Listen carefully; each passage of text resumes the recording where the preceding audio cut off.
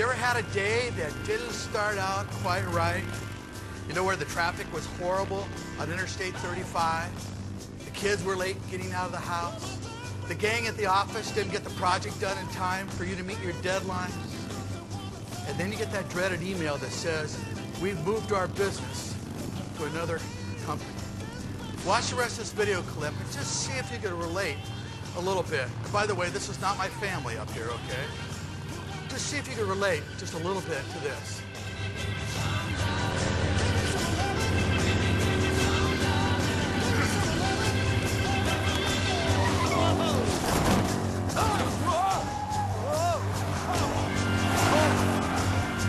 Man, oh man! I almost lost it back there. I didn't know what was going on.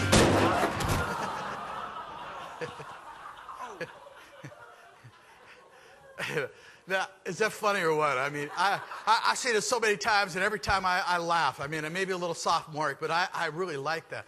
I mean, because to me, it's, you know, they're trying about looking cool, and they're trying to have the great day, and, you know, kind of like in sales sometimes when you think you're having the best week ever, and you're working on this huge account, and you get knocked on your butt like William H. Macy. If you've seen the movie Wild Hogs, you know it's about 4 friends that are pursuing this dream of riding their Harleys across America. And along the way, they run into these obstacles. And one such obstacle was this bad, rough and tough motorcycle gang that presented them with life and death situations. So they thought.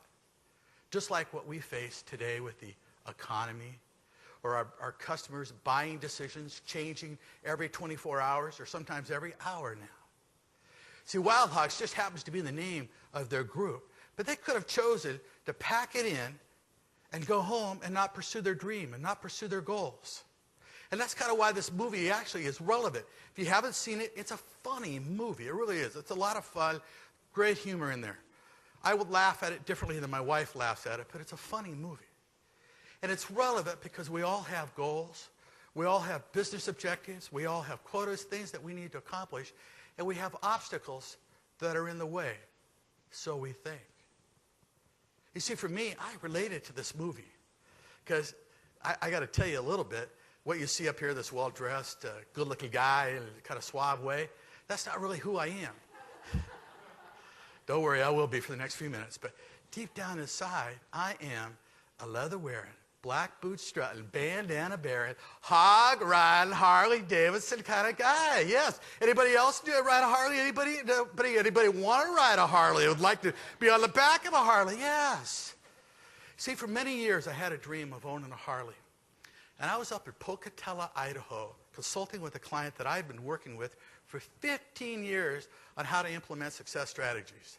And he now is a huge mega dealer. He's doing really, really well. And we were up there, we were walking through his dealership. And over here, the service area was something I'd never seen before. He had five Harley Davidsons lined up in a row. I stood back and I said, Phil, obviously what I'm teaching you is working pretty well. This is impressive. And I said to him, just casually, just kind of remarked to him, I said, you know, when I was a kid, I used to ride bikes. And I've always had this desire to own a Harley. And Phil didn't miss a beat. He said, great, let's hop in the car. We'll drive up to the Harley store and we'll get your Harley right now. Phil, time out. It's just a dream. It's nothing more. So I thought that was the last of it. So I thought. And we're in his office and we're working 3 or 4 hours. We're working on the strategies for the next year. And he goes, hey, you know, Jim, we need a little break. Why don't we drive up to the Harley store?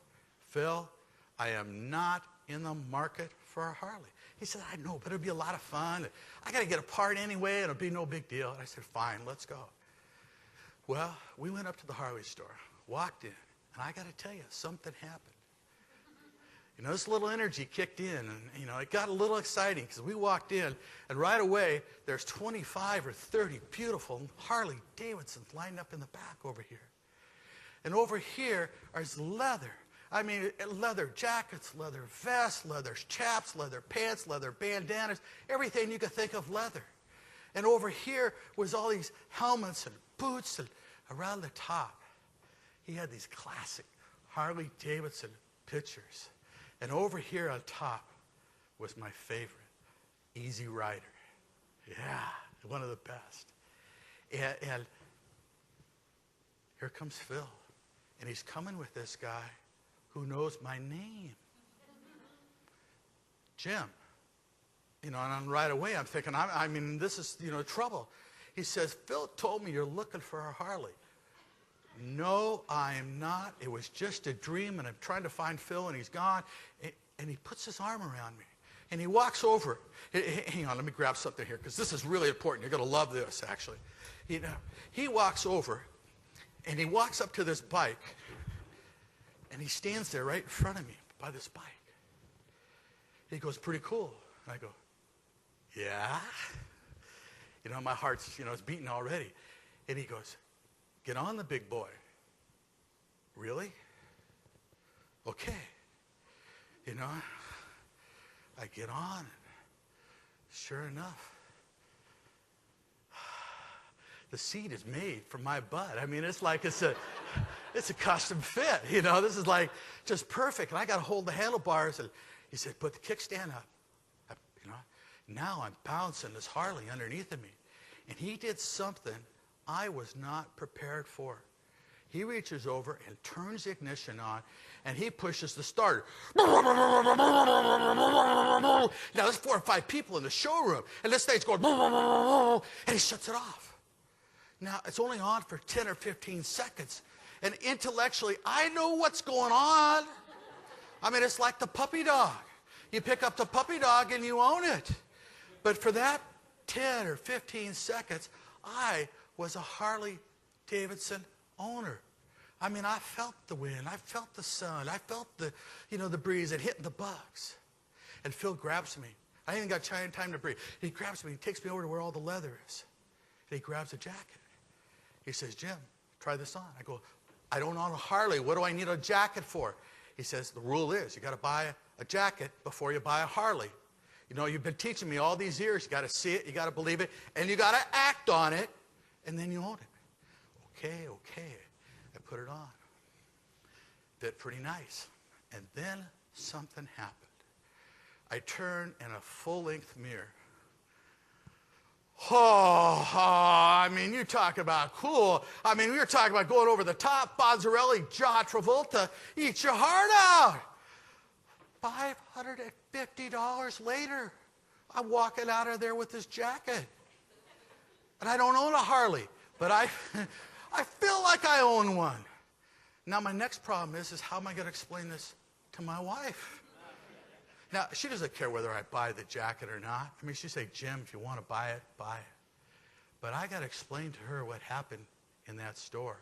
I got this vision. I mean, I'm on fire. I mean, I'm going to own this Harley.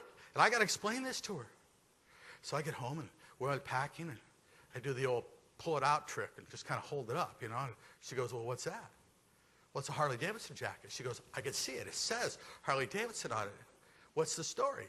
So I explained the same story to her that I just told you. And you know what she said? She goes, Jim, I didn't know that was your passion. I didn't know that was your dream. You know where we are financially. We're doing okay, and we're good stewards. And if you could think of how to do this without compromising our family budget or our family values, I think it'd be a lot of fun. Did you just hear what my wife said? I mean, a lot of fun. I got permission. Now, granted, I am the head of the household, but I got permission. 6 months to the day, I had a Harley Davidson parked in my garage. 6 months to the day. What's your Harley dream? What are some of your goals? What are some of your business objectives? What are some things that you want to accomplish? Like maybe produce the biggest event in the history of your company, the most motivating, the most memorable. Be the top rep. Get recognition from your peers.